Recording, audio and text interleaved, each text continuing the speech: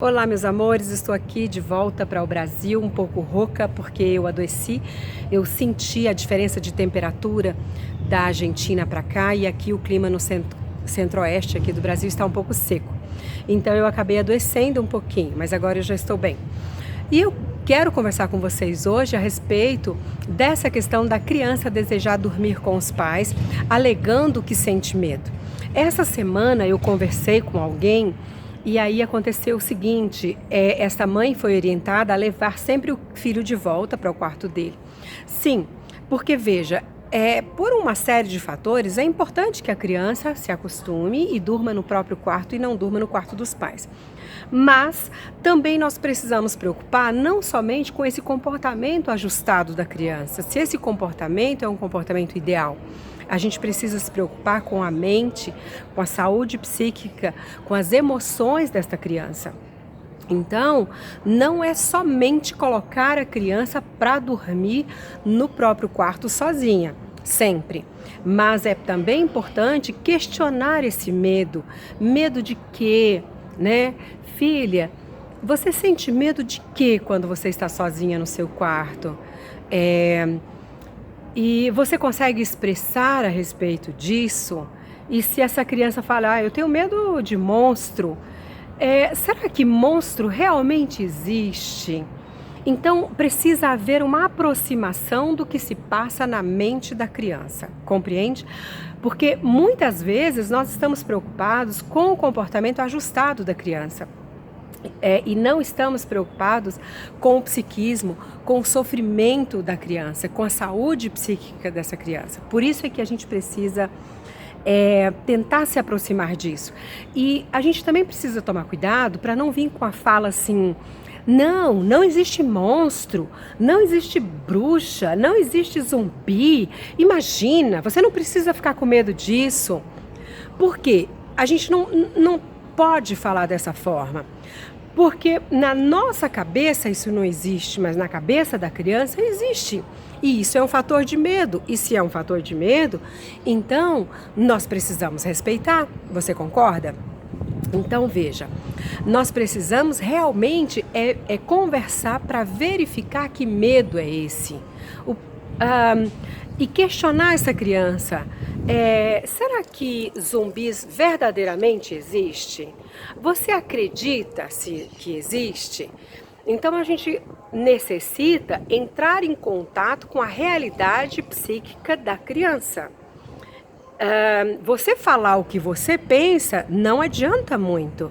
A própria criança é quem precisa raciocinar a respeito do assunto, né? E aí vem a pergunta, será que verdadeiramente existe zumbi? Onde você ouviu falar sobre zumbi? Para que ela possa processar, para que ela possa chegar às próprias conclusões.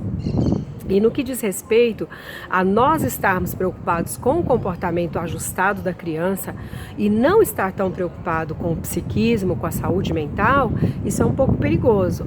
Muitos pais acabam pensando assim, a criança tem que sentar na mesa e precisa sentar na mesa e comer tudo, precisa não responder, precisa ter um comportamento ideal sempre.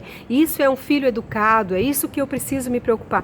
Não adianta você desenvolver o seu filho de forma que ele tenha um comportamento bonitinho, certinho para tudo, mas aqui na mente ele está adoecido. Nós temos que preocupar com essas emoções, com esse futuro dessa criança. Existem algumas linhas de trabalho da própria psicologia que às vezes eu me assusto. Eu me lembro de estar assistindo um programa da Super Nanny, né, com uma preocupação com este comportamento ajustado.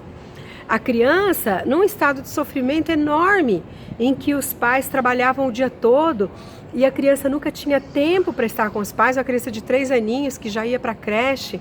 E aí no momento em que, quase um bebê, né, ele dava birra e jogava as coisas no chão, então ele precisava ser ajustado nesse comportamento. E me deu uma angústia, porque quem que estava preocupado com a saúde psíquica desse bebê? Quem não tinha tempo com os pais, na creche, com pessoas desconhecidas, e aí chegando em casa não podia ter um momento de mostrar que não estava tudo bem, E uma criança muito pequena, ela não consegue falar, pai, senta aqui, mãe, senta ali, olha, o negócio é o seguinte, a minha vidinha não está muito legal, eu não tenho tempo com vocês, eu preciso estar com vocês.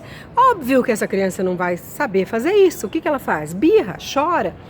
Então, sempre que uma criança estiver chorando muito, estiver com muita birra, estiver um pouco agressiva, nós precisamos verificar o que está acontecendo, o que está acontecendo, o porquê desse sofrimento, né? Isso junto à criança. Às vezes, esse comportamento bonitinho da criança que come bem, senta à mesa, dorme bem no próprio quarto, a gente pensa que isso é o ideal. É o ideal em termos de comportamento, mas de saúde psíquica não necessariamente. A nossa preocupação com as crianças, elas precisam ser mais com a saúde psíquica do que com o comportamento em si. Tá ok? Ó, beijo pra vocês. Se você gostou, dá um joinha aí pra nós, tá ok? E se você ainda não está seguindo o nosso canal, eu te convido para seguir o nosso canal. Agora que eu estou de volta ao Brasil, eu vou poder postar um pouco mais, né? E a gente ter um contato maior. E muito obrigada por todos que estão seguindo.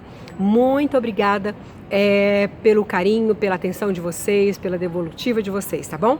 Beijo e até a próxima.